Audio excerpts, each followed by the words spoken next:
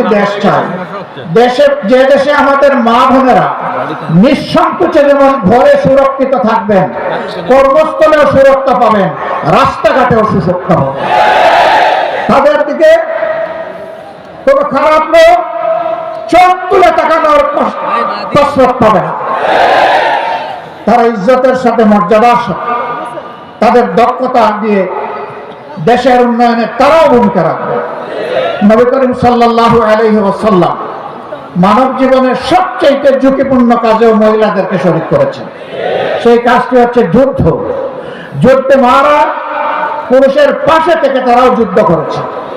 বিশেষ করে বদর যুদ্ধের কঠিন দিনে আমি প্রায় এই উদাহরণটা দিয়ে থাকি।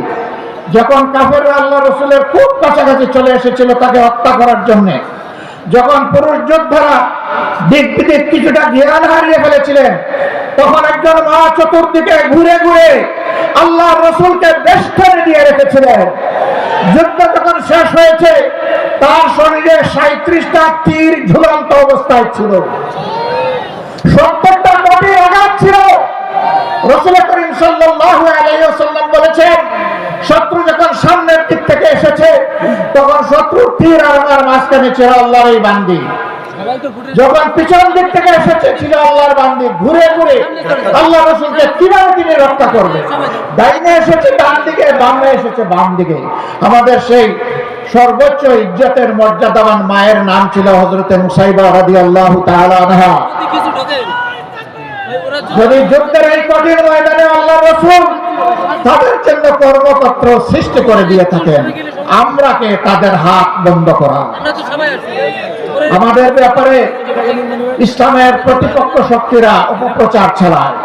জামাতে ইসলামী ক্ষমতায় গেলে মহিলাদেরকে ঘর থেকে বের হতে দিবে না, আর যদি দেও আস্তে করে জোর করে একটা বুরকা পরে দেবে। জোর করে পরানো লাগবে না। যে দেশে ইসলাম কায়েম হবে এদেশের মানুষেরা, মায়েরা আনন্দের সাথে সেদিন তারা ইজ্জতের জন্য তাদের সম্মানের মর্যাদার পোশাক পরিধান করবেন।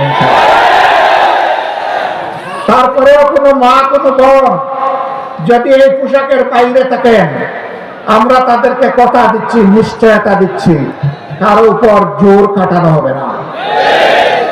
কারণ এদেশে শুধু মুসলমানরা বসবাস করে না, অন্যান্য ধর্মের লোকেরাও বসবাস করে।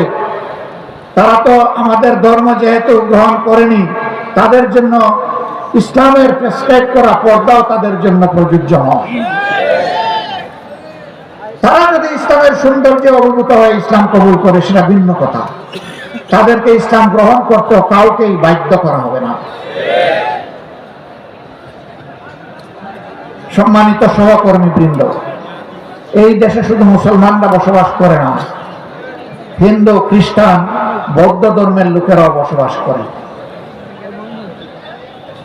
আমরা এমন একটি দেশ চাই যে দেশে মসজিদও পাহারা দেওয়ার প্রয়োজন হবে না, মন্দির এবং মঠও পাহারা দেওয়ার দরকার হবে, গির্জাও পাহারা দেওয়া লাগবে না।